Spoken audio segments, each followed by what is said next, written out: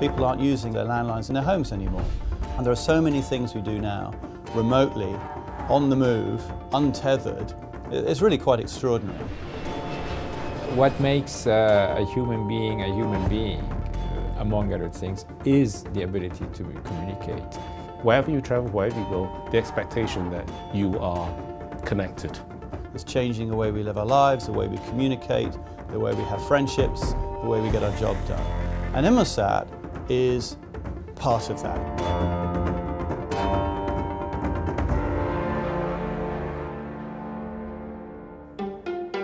Rupert Pearce is the CEO of satellite communications company Inmarsat, a company with a compelling vision of the future.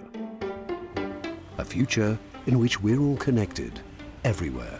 Inmarsat has been a leader, in fact the leader in mobile satellite communications for more than 35 years. We were founded all those years ago by 86 countries who signed a convention on safety of life at sea. And that, for the first time, began to use satellite technology in a unique way for things that moved. So that was the genesis of Inmarsat. So we can deal with ships in the oceans, we can now deal with aircraft flying at over 600 miles an hour. And of course, if you can do that, you can also deliver services on the ground as well. Inmarsat's global communications coverage provides voice and data links using a network of satellites 35,000 kilometers above the Earth in geostationary orbit.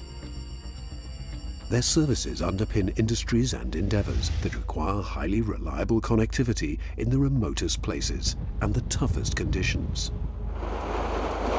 What Inmarsat have created is an internet of everywhere. We have that culture of taking it forward. When you want to provide a data service, a voice service in the middle of the Pacific, in the middle of the Sahara, in the middle of the Indian Ocean, whatever that may be, you need to stretch that space technology. The next big stretch for Inmarsat is one that could transform the business and change the way we live our lives. Michele Franchi is Inmarsat's Chief Technology Officer and the man responsible for building the next generation of high-speed satellite broadband.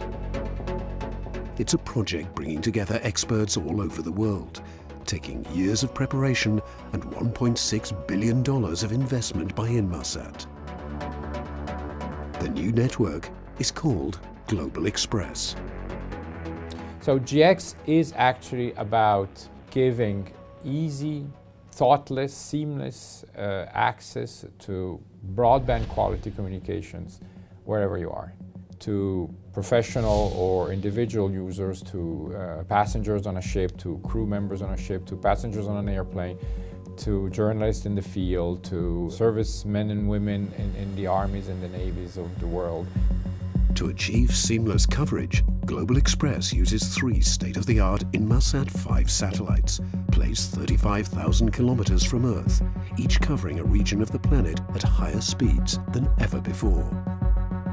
Global Xpress is a revolution for Inmarsat and for our customers. For the last 35 years, we've been working in the L-band, but there isn't enough bandwidth there for us to be able to deliver really high throughput, high capacity services. We looked at what we had on L-band and we saw that we're reaching its limits in many aspects. So we've moved strategically into a complementary band, the Ka band. The most important thing about Ka band is it allows us to deliver very, very high levels of throughput. We needed to go to another band. We need to do something different. Global Xpress was an incredibly brave decision by the board, which was to rip up the playbook, start again. But Inmarsat couldn't do it alone. To design and build the Inmarsat 5 satellites for the backbone for the GX network, Inmarsat chose air and defense manufacturers Boeing. Network experts iDirect would provide new technologies to drive the mobile terminals and globe-spanning ground network, while IT giant Cisco came on board to create a new delivery platform for services and applications. A project on a massive scale to enable humanity to live more connected lives wherever they choose. We all have this compelling need of exchanging. of exchanging services, thoughts, goods. What makes a human being, among other things, is the ability to communicate. And it's because we all have this compelling need that the world moves on, and we have developed all the wonderful things that we have in the history of humanity. Landing a man on the moon and returning him safely to the earth.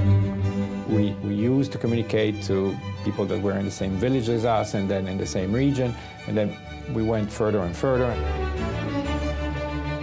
We started having explorers taking ships and sailing the oceans to see what was at the other end of it, and then we had airplanes. There was a time when writing a letter was enough, but today's world is a world where we cannot afford that speed or lack thereof. The big shift that we are assisting in the telecommunications world is everything that you can possibly think of in a mobile environment, in a world where people move all the time. That sort of puts us in a pole position, which doesn't necessarily mean you'll win the race, but it does make it easier than if you start from the last row. So this is part of our lab. This is the GX rack, where we have recreated a mini test bed for us. So typically what you have here, for example, are the iDirect core modules, which represents what's in our terminals. Xuan Wang has been at Inmarsat for over 20 years. As the man running the engineering team on GX, Xuan's daunting task is to make this incredibly complicated operation run smoothly. You know, it's just like the analogy is that a swan is sort of gliding across the lake, and we're busy pedaling underneath.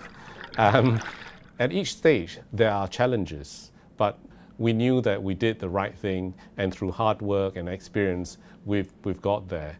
But I think for most of the team, is the excitement of getting to there that keeps us going. It's been a very busy time at Inmarsat over the last 10 years, but of all those things, clearly the most transformational event in my Inmarsat lifetime is Global Xpress. There's absolutely no question about that.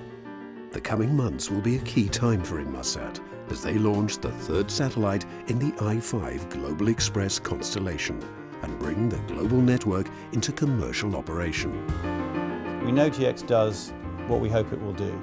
We look outside into the markets that we serve, and we see that Global Xpress is still, 5 years from its genesis, is still revolutionary. It's still what people want. It will be still a lot of challenges ahead of us, but exciting times. In Churchillian terms, this is just the end of the beginning. This is a chance for us to be at the forefront of our industry for a generation or more. In the next film, we'll be following the story of the i5 F3 launch and exploring a concept that will change the way we live, work and travel. The Internet of Everywhere.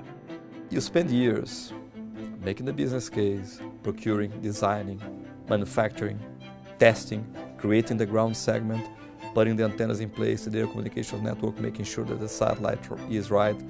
You do all that and you put it on top of a rocket that is essentially very solid 70s technology, but it is a glorified intercontinental ballistic missile with solid boosters. The trick with solid boosters is that you just light that fuse and then it goes.